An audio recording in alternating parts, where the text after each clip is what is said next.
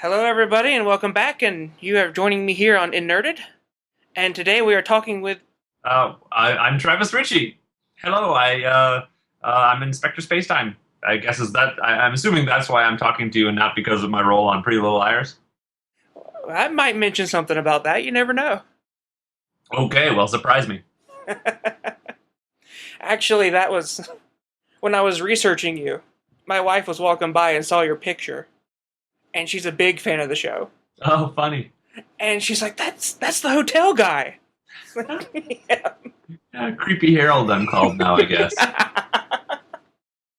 Which is funny. I'm not a creepy guy, but when I was on set last, one of the other actors was talking to me, and he was kind of uncomfortable about asking. I could tell, and he's like, "So, do you always play like, you know?" And he didn't want to say the word creepy, and I'm like, "Creepy guys?" He's like, "Yes," and I'm like, "No, I'm a comedian. I do comedy."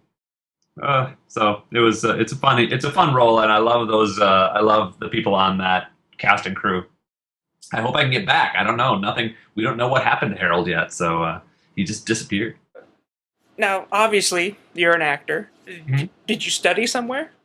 I did. I studied at the University of Minnesota for their theater and I guess acting program.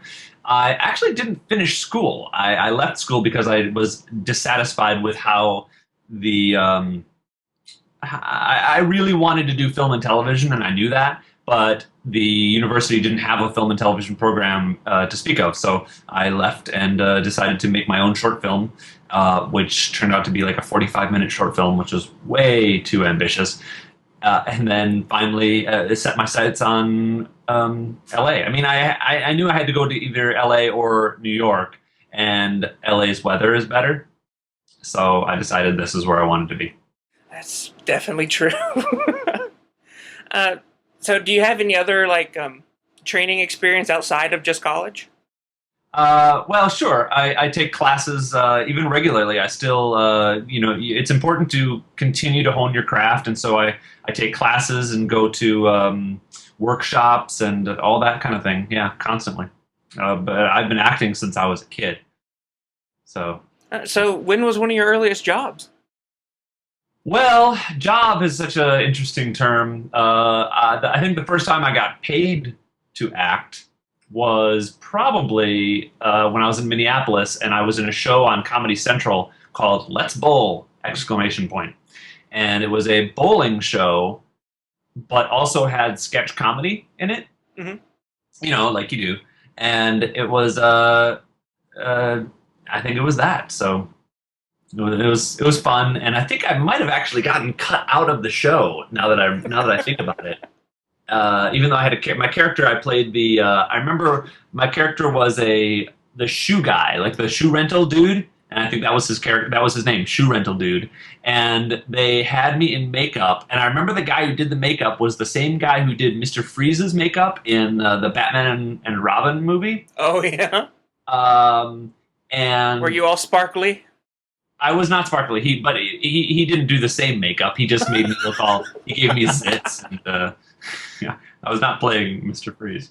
But he gave me zits and like all sorts of stuff like that, and it was fun. Cool. So, are you a sci-fi fan? Oh, yeah, I'm a big nerd. It's I if you look at some of my comedy on my YouTube channel, you can see like I do Superman stuff, and I do all sorts of fun like stuff like that. I'm a huge Star Trek nerd, and so that's just that's me. Yes. And I to be honest, I wasn't watching Doctor Who much when I got the role of Inspector Spacetime.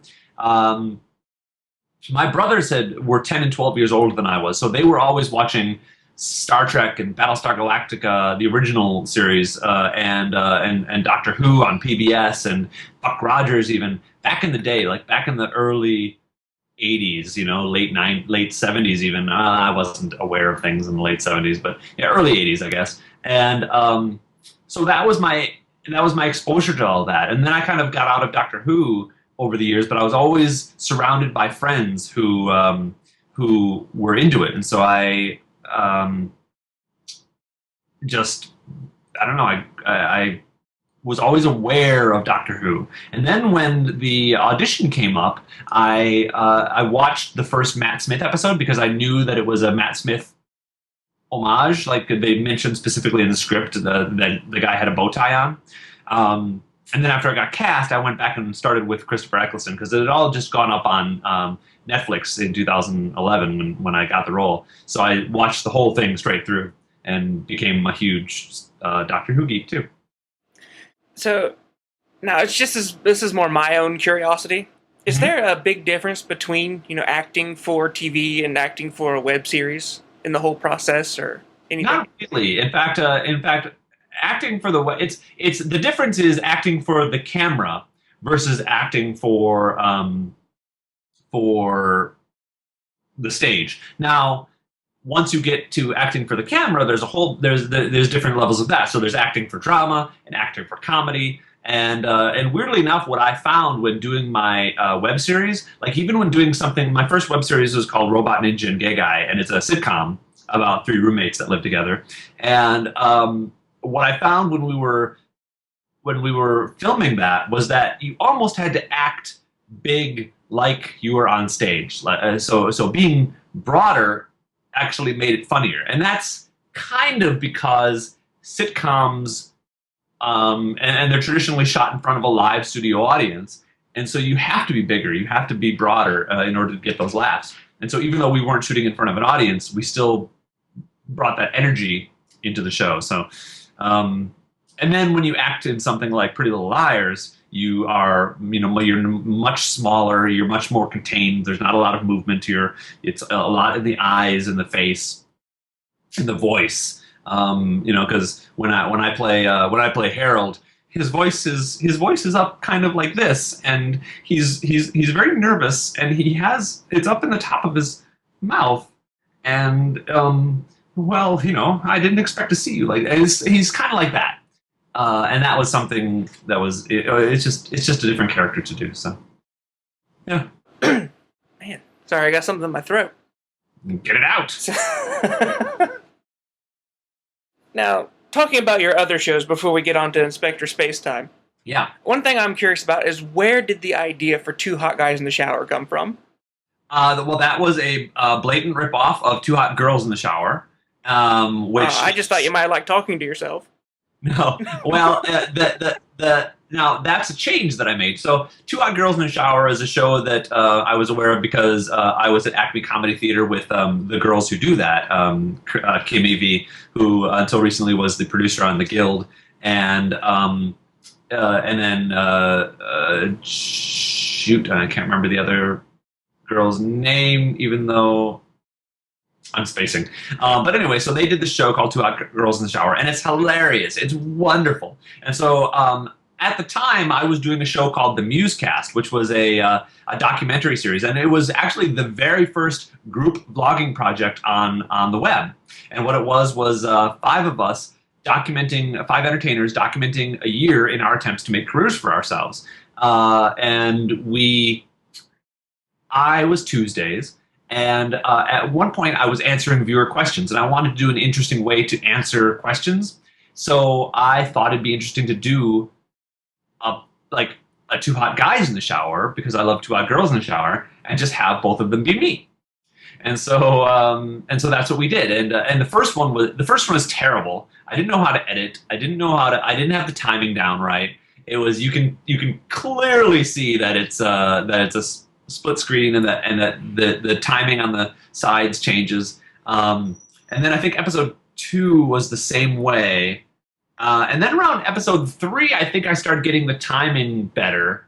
And then episode 4 was a guest star. So I think episode 4 was, no. Episode 3 was a guest star. We had Curtis Freisel on, so we didn't have to worry about timing. And then by episode 4, I'd figured out the timing issue. And then episode 5 was perfect. So starting with episode 5, and that's also the first thing that my ex-boyfriend directed me in, was episode 5 of Two Hot Guys in the Shower. We just started dating, and he came over to my place on New Year's Day. Said get naked, so you got in. No, it was, unfortunately, I'm not actually naked in the shower. much to the chagrin of many of my fans. And that first episode has something like 200 or 300,000 views, and I'm sure that it's just because people are out there searching, for porn on YouTube. I don't know, a view is a view. Now you have some big plans coming up, especially with your Inspector Spacetime. Oh yeah, we have big plans for a lot of things. We have for the Inspector Spacetime thing. We kickstarted and shot a prequel episode to season 2. The purpose of that was to kind of show the audience what the changes we were going to do between season 1 and 2. We're going to make it a little more. Just the style and the tone is going to be different, and we have a new director on board, which is very exciting. And so that is actually going to be released very soon, within the next. I mean, our goal is to release it next week, actually, but I don't know if we're going to manage that because we're still locking down the final edit. Mm-hmm. But we and then we wanted to raise the Kickstarter campaign for season 2, which is going to be even bigger. And that one we wanted to raise quite a bit more money because it was important to me to be able to pay my cast and crew. But we got some great stuff in store for that. Not only do we have some celebrities involved, Mayim Bialik from Big Bang Theory, Robert Picardo from Star Trek Voyager, and Chase Masterson from Deep Space Nine. Okay. And now the first girl is from the Blossom, right? Yeah. And then Blossom is the voice of my time machine. And then there's Masterson. She was Nog's wife in DS9. Yep, she was Lita. Yep. And then Robert Picardo, who is amazing doctor. In every way. This man was actually one of my biggest influences. You can see Robert at the end of our trailer for season 2 for the prequel episode, which is out now. You can go see that now, and then you'll see him some more in the at the end of the prequel episode, and then he is actually guest starring in season 2 as well. So it's very exciting, and I'm a huge fan of his too. I think he was one of the best parts of Voyager. And absolutely.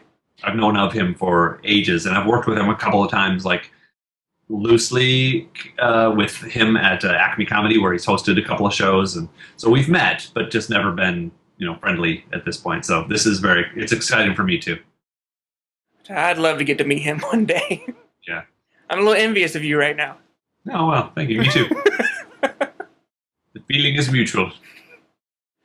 So now tell us a bit more about the Kickstarter. We're like I said, we're raising a bit more than we expected. So we're funding $125,000 is our minimum budget, and that's what we need to be able to do. We have a lot of costs that we didn't have for past episodes, such as pay for cast and crew. We do have to pay the celebrities in order to be involved. It's very hard to ask them to do it for free. Although, for the prequel episode, it must be said that Robert did his work for free. Mayim did the voice recording for free. And so that was very, very sweet of both of them. But the other things like production insurance, which we need in order to rent a location, which we need for season 2, those are things that we've never had to deal with before. So and they're all fairly big costs. Now we have some stretch goals that would allow us to do more with season 2 as the Kickstarter, but we're not even that far yet. So I want to concentrate on trying to reach that goal first. Okay. Now, when I was looking into it, you're thinking about releasing a comic book? We are. We've been working. We have the first issue of a comic book written already, and we are hoping to do a 6-issue series. And if you've seen, we also just released last week the comic book cover that Christopher Jones did, and that is not related to the comic that we're writing. It's just something that he did because he wanted to do something fun for us. And but that gives you an idea of what an Inspector Spacetime comic would be, or in our case, an untitled comic book about a space traveler who can also travel through time. Yeah, so where did that name come from? Oh, that was me being snarky. That was me, when the Sony lawyer called me and didn't want to talk at all about working with me on doing this web series that people were already giving money to. And she was just completely unreceptive, like a lawyer must be. I was like, okay, well, I'll change the name and the look of the character in order to not infringe on, anything specific about Inspector Spacetime. And those were the only 2 specific things about Inspector Spacetime. And I said, okay, I'll do that. But I said, you have to know that people aren't going to be mad at me for having to change those things. Sony. They'll be mad at you for making me change them and not giving them the Inspector Spacetime series that they want. So yeah, as far as the title goes, I'm not even sure how I came up with the actual title, but I just remember the thought process was I want people to know that this is not the title I want. I mean, I want people to know that this is Inspector Spacetime. We just can't call it that. So, and the length of it, that's just funny. So now, who came up with the idea of Inspector Spacetime? Well, that was a community writer, probably Dan Harmon. I actually haven't nailed that down. But yeah, someone on Community wrote it. I think Dan, I talked to him a few weeks ago, and he mentioned that his intention for Inspector Spacetime was always to have something that fans could play with. So as far as that goes, mission accomplished, and fans have taken. And I think nobody expected it to be as big as it has become. So, but it was funny because in Hall H at Comic-Con this last weekend, Chris Hardwick and Danny Pudi both called me out by name and gave a shout out to the Inspector Spacetime web series, which is exactly what that's exactly the point where I should be the only one calling it Untitled Web Series. At least for now. Once we get bigger and everybody knows about it, and we start branching out into other mediums, then I would love for the eventual goal for that to be nobody can ever call their series Untitled Web Series again because people will only think of us. Yeah. So you better darn well come up with a title for your web series, otherwise otherwise they'll think it's us. But for now, it's the Inspector Spacetime web series. I just can't call it that officially. We very much rely on word of mouth on this, and we can't do this without help from fans and media outlets. Actually, so we need people out there to tell everybody else that there is an Inspector Spacetime web series. This is it, and you need to help make it. So, if we can get there, then we'll be good. Travis, this was absolutely fantastic. I thank you so much. Oh, my pleasure, Paul. Thank you very much. Appreciate it. Is there anything else you'd like to say before we head out? No. I think we've covered a lot of really good information, and good luck to you on your studies. I think that's fantastic. Oh, I have no idea what an ethnomusicologist is, but it sounds adventurous. And one of the things that always fascinates me is the idea of music in culture and how there are so many similarities between music around the world of cultures that have never even interacted. Yeah. And the idea that it all stems from the fact that we all listen to our mother's heartbeats when we're in utero. So we all have this innate rhythm built into us. I know, that just really always continuing pulse. Exactly. So that rhythm is part of us. Now, what happens when we decide to start doing cloning, or when we do out of the mother reproduction? That actually is a part of a web series that I'm developing called Time Wrecked. Oh, yeah? Yep, we actually discussed that very thing. Well, cool. So is this just all part of the ideas that you have coming up on your channel? Yep. Everything will be there. The prequel episode, that when we release that, will be the relaunch of the channel. So we'll start with that. Then we've got a few more episodes of Two Hot Guys in the Shower. Then we've got a bunch of sketches that we've filmed, and we'll be putting up some very fun stuff and some stuff that people will look at and go, I can't believe that's Inspector Spacetime doing that on that sketch. Any more plans with Community? Not that I know of. Not with me. Who knows? I mean, I think they're only doing a 13-episode season this season, so if they do more, I certainly have a pitch. I have a way that could bring me onto the show, but I don't think we'll be seeing any more Inspector Spacetime clips. All right. Well, hey, I think it's cool the fact that that's expanded into something that's great for you. Me too. It's really a thrill. I think I've taken up enough of your time. All right, thanks. So, thanks again. Paul. All right, take care. Bye, you too.